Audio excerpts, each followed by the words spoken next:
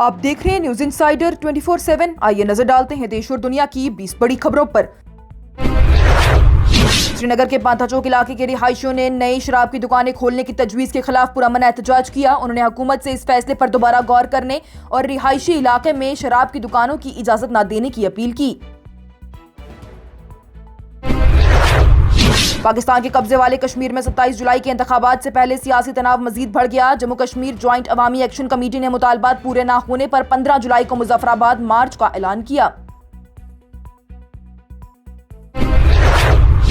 Iran में Ayatollah Ali Khamenei के जनाजे के दौरान सोगवारों ने डोनाल्ड ट्रंप के एक बड़े पुतले को आग लगा दी और अमेरिका और इसराइल के खिलाफ नारे भी लगाए। इस वाक़े की वीडियो सोशल मीडिया पर वायरल हो रही, जबकि ईरान ने खामेनेई की मौत का बदला लेने का भी ऐलान किया। कतर के वज़ीर आज़म और वज़ीर ख़ारजा शेख मोहम्मद बिन अब्दुल रहमान बिन जासिम अल थानी की जानिब से अमेरिका और ईरान से अपील की गई है कि वो अपने मेमोरेंडम ऑफ अंडरस्टैंडिंग पर अमल करते हुए बातचीत जारी रखें ताकि इलाके में मज़ीद तनाव न बढ़े।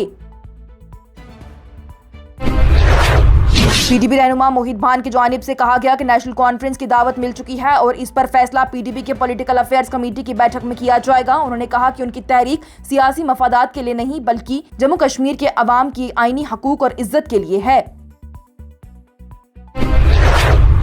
जम्मू कश्मीर अपनी पार्टी के सरबराह सैयद मोहम्मद अल्ताफ बुखारी की जानिब से जम्मू कश्मीर हुकूमत पर इल्जाम लगाया गया कि वो सिर्फ टूरिज्म पर तवज्जो दे रही है जबकि तरक्याती काम नजरअंदाज हो रही हैं। उन्होंने कहा कि सड़कों, अस्पतालों और बुनियादी ढांचे की बेहतरी को फौरी तरजीह दी जानी चाहिए और रुके हुए प्रोजेक्ट्स दोबारा शुरू किए जाने चाहिए।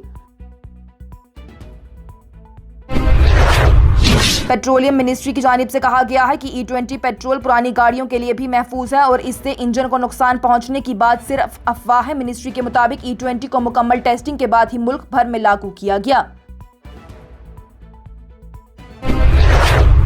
लेफ्टिनेंट गवर्नर मनोज सिन्हा की जानिब से आज कहा गया कि श्री अमरनाथ यात्रा के 8वें दिन तक तकरीबन 1,70,000 यात्री दर्शन कर चुके हैं। उन्होंने कहा कि यात्रा को महफूज और पुरअमन बनाने के लिए तमाम इदारे मिलकर काम कर रहे हैं। उधमपुर के टोलडी नाला के पास श्री अमरनाथ यात्रा से जुड़े एक सड़क हादसे में 6 यात्री जख्मी हो गए। लेफ्टिनेंट गवर्नर मनोज सिन्हा ने वाक़े का नोटिस लेते हुए अफसरान को तमाम जख्मियों का बेहतरीन इलाज और हर मुमकिन मदद फराहम करने की हिदायत दी। मीरवाइज़ कश्मीर मौलवी उमर फारूक की जानिब से 13 जुलाई 1931 के शहदा को खराज अक़ीदत पेश करते हुए कहा गया कि उनकी कुर्बानी हमेशा याद रखी जाएगी। उन्होंने कहा कि अगर इजाज़त मिली तो 13 जुलाई को नक्शबंद साहिब में शहदा कब्रिस्तान जाकर फातिहा और खराज अक़ीदत पेश की जाएगी।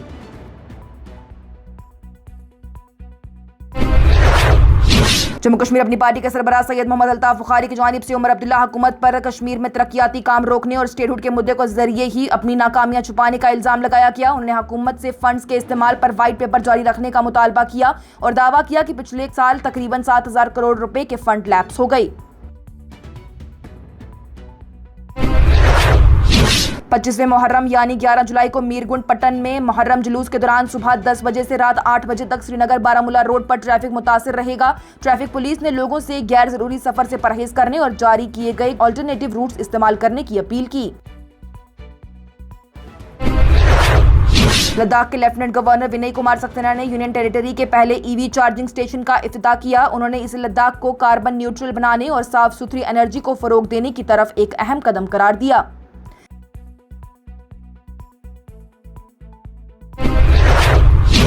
मीरवाइज़ कश्मीर मौलवी उमर फारूक की जानिब से नेशनल कॉन्फ्रेंस से अपील की गई है कि 20 जुलाई को जंतर मंतर पर होने वाले इस एहतजाज में सिर्फ रियासती हैसियत की बहाली तक महदूद न रखा जाए बल्कि आर्टिकल 370 और 35A की बहाली का मुतालबा भी उसमें शामिल किया जाए।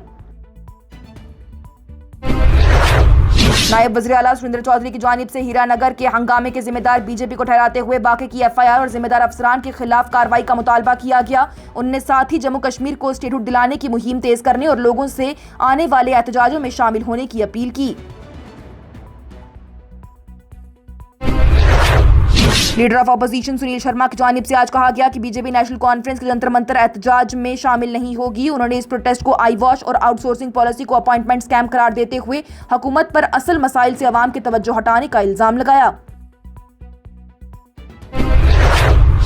NIA ने साल 1996 के श्रीनगर तशद्दुद मामले में शबीर अहमद शाह समेत 6 हुर्रियत रहनुमाओं के खिलाफ चार्जशीट दाखिल की। एजेंसी के मुताबिक ये मामला पुलिस पर हमले, तशद्दुद और साजिश से जुड़े हुए हैं जबकि तहकीक अब भी जारी है।